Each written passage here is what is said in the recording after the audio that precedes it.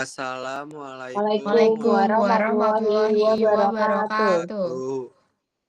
Kami dari kelompok 5 ingin mempresentasikan tentang patogen.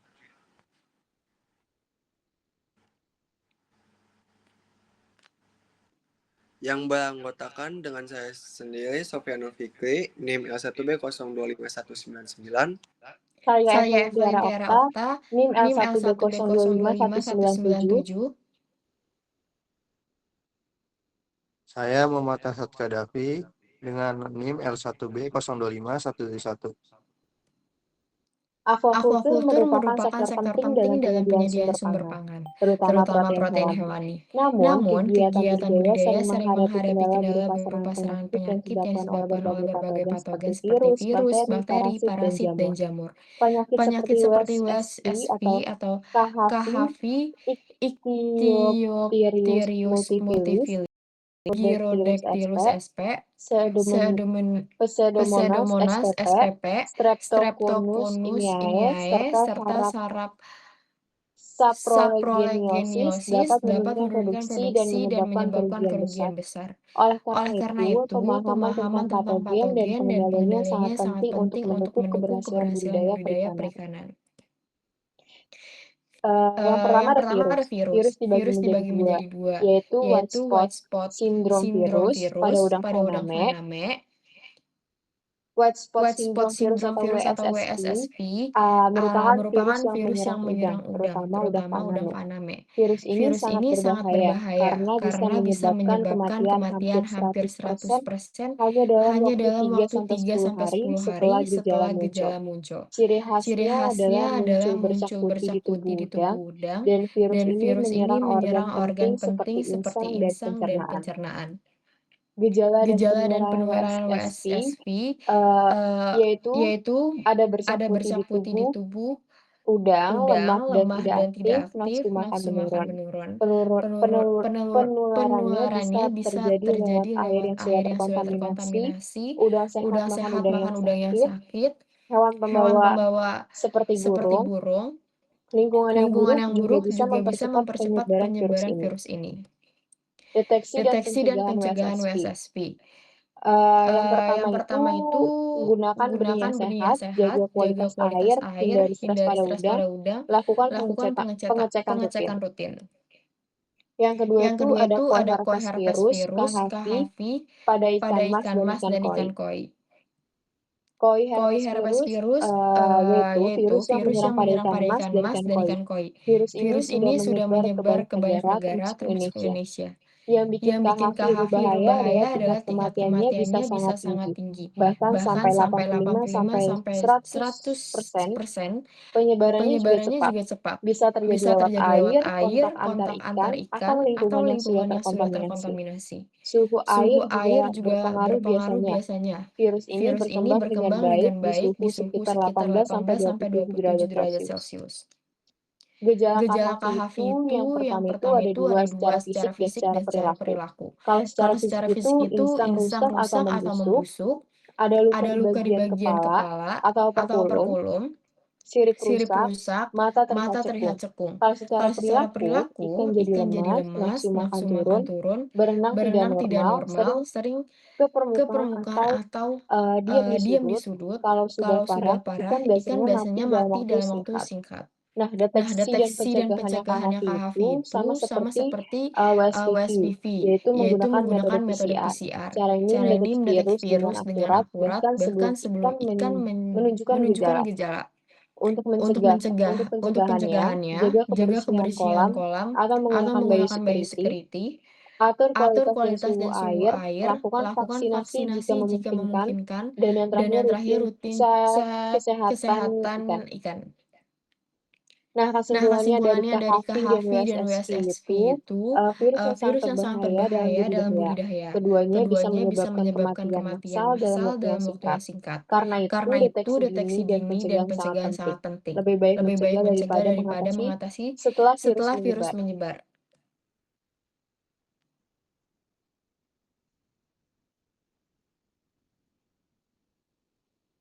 Belum Belum di di unmute, Vin. unmute, Vin. Yang kedua itu ada parasit. Yang pertama itu ada parasit Syncytius multifliis. Parasit merupakan salah satu penyebab utama penyakit pada ikan. Budidaya parasit dapat menyerang bagian luar tubuh ikan seperti kulit dan insang sehingga disebut ektoparasit. Infeksi parasit dapat menyebabkan penurunan kesehatan ikan hingga kematian jika tidak ditangani dengan baik.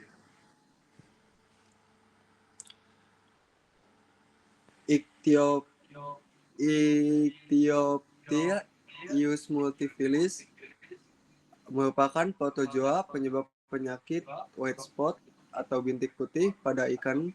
Parasit ini termasuk ektoparasit yang menyerang bagian luar tubuh seperti kulit dan insang. Penyakit ini sering dijumpai pada ikan di air tawar. Selain itu, siklus hidupnya berlangsung cepat sehingga mudah menyebar di perairan. Nah, di sini ada gejala dan penularannya. Yang pertama itu ada gejala. Gejalanya tuh muncul bintik putih pada tubuh sirip dan insang. Yang kedua, ikan sering menggesekkan tubuh ke benda keras. Yang ketiga, nafsu makan menurun. Yang keempat, ikan tampak lemah.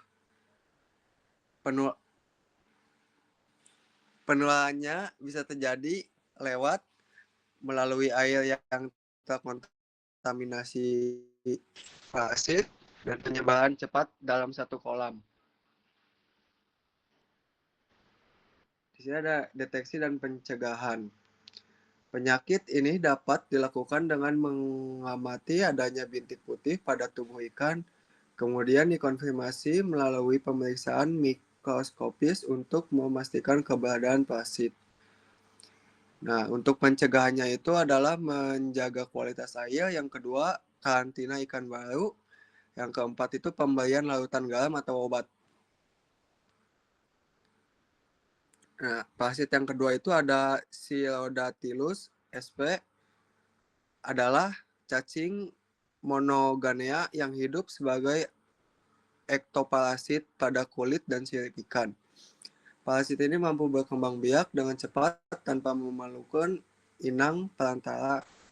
Umumnya menyerang ikan air tawar, terutama pada kondisi kepadatan tinggi. Infeksi sering terjadi terhadap benih.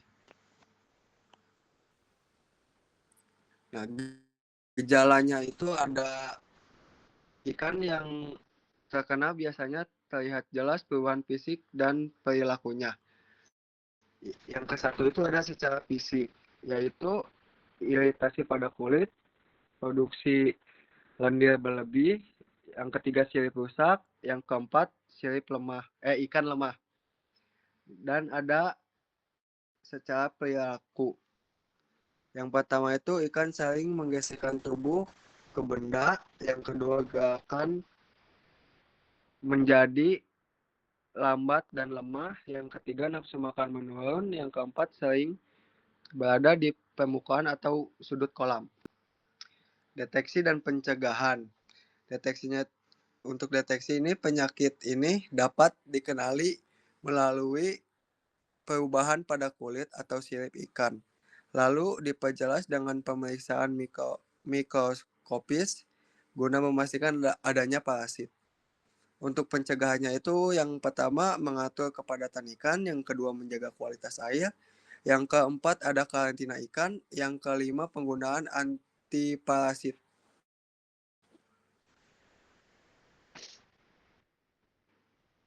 Deteksi dan pencegahan. Penyakit ini dapat dikenali melalui perubahan pada kulit atau sirip ikan, lalu diperjelas dengan pemeriksaan mikroskopis guna memastikan adanya parasit. Pencegahan itu mengatur kepadatan ikan, menjaga kualitas air, karantina ikan, penggunaan antiparasit.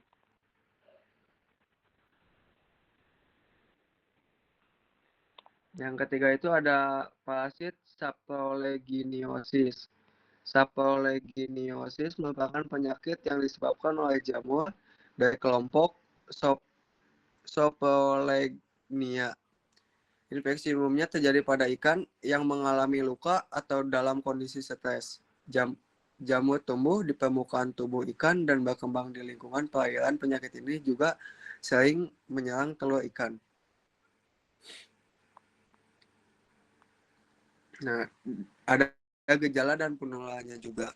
Yang pertama tuh ada gejalanya itu muncul benang putih seperti kapas pada tubuh. Terus yang kedua luka pada kulit ikan. Yang ketiga ikan tampak lemah.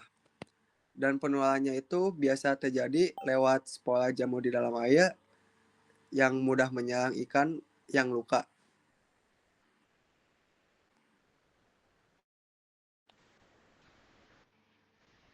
Deteksi dan pencegahan.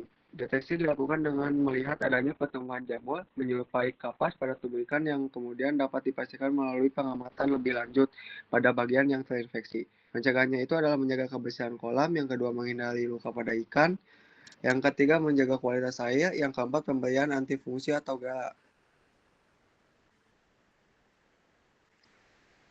Nah, di sini ada kesimpulan parasit. Dari ketiga parasit itu uh,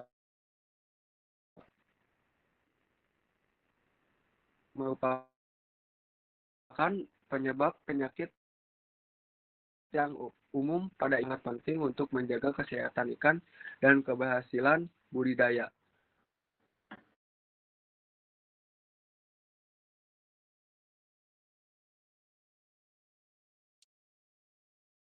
Nah, selanjutnya itu ada Pseudomonas spp.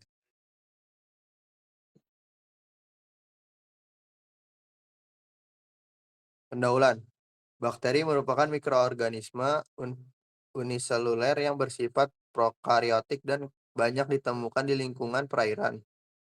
Dalam sektor perikanan, bakteri memiliki peran penting sebagai pengurai bahan organik dan menjaga keseimbangan ekosistem. Namun beberapa jenis bakteri juga bersifat patogen dan dapat menyebabkan penyakit pada ikan budidaya, seperti Pseudomonas spp dan Streptococcus ineas.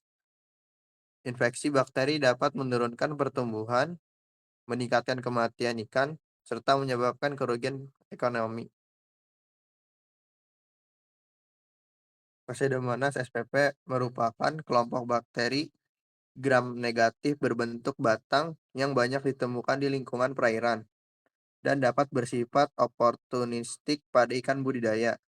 Bakteri ini dapat menyebabkan luka borok, pembusukan sirip, hingga septicemia sehingga perlu dikendalikan dalam kegiatan budidaya perikanan. Gejala dan penularannya. Yang pertama itu menyebabkan gejala luka merah, borok pada kulit, sirip rusak, dan tubuh lemah. Yang kedua, ikan yang terinfeksi sering berenang lambat, nafsu makan menurun, dan dapat mengalami kematian. Yang ketiga, penularannya terjadi melalui air tercemar.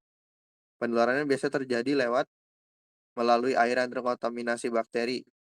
Dan yang kedua, penyebaran cepat dalam satu kolam.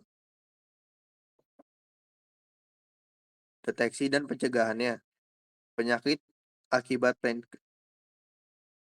Pseudomonas spp dapat diketahui melalui gejala klinis pada ikan seperti luka merah, borok, sirip rusak, tubuh lemah, nafsu makan menurun, dan gerak lambat.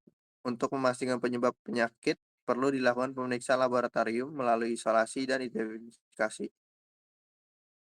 Yang pertama, deteksi dilakukan melalui pengamatan gejala klinis, isolasi bakteri, dan uji laboratorium. Yang kedua, pencegahan dilakukan dengan menjaga kualitas air dan kebersihan kolam. Streptococcus ineae. Streptococcus ineae merupakan bakteri gram positif berbentuk bulat yang dikenal sebagai penyebab penyakit Streptococcus pada ikan budidaya. Bakteri ini sering menyerang ikan air tawar maupun laut, seperti nila dan kakap, terutama pada kondisi lingkungan yang buruk. Gejala dan penularannya.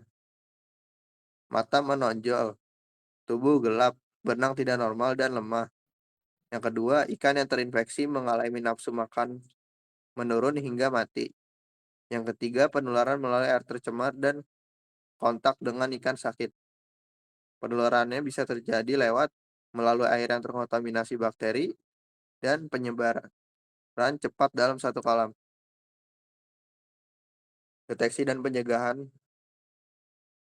Pemeriksaan laboratorium dilakukan untuk memastikan adanya bakteri Streptococcus siniae.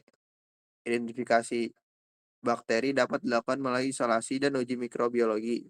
Hasil pemeriksaan membantu menentukan penanganan yang tepat. Yang pertama, deteksi melalui gejala seperti mata menonjol, benang tidak normal, dan tubuh lemah. Yang kedua, pemeriksaan laboratorium dilakukan untuk memastikan adanya bakteri. Kesimpulannya, Pseudomonas spp dan Streptococcus siniae merupakan bakteri patogen yang menyebabkan penyakit pada ikan budidaya. Infeksi kedua bakteri tersebut dapat menurunkan pertumbuhan, meningkatnya kematian ikan, dan menimbulkan kerugian ekonomi. Oleh karena itu, deteksi dini, menjaga kualitas air, dan manajemen budidaya yang baik sangat penting untuk pencegahan penyakit. Sekian dari Sekian dari kelompok kelompok kami kami terkait penjelasan Kurang patogen. lebihnya mohon Kurang lebihnya maaf. mohon maaf. Dari kelompok Wassalamualaikum kami. warahmatullahi wabarakatuh.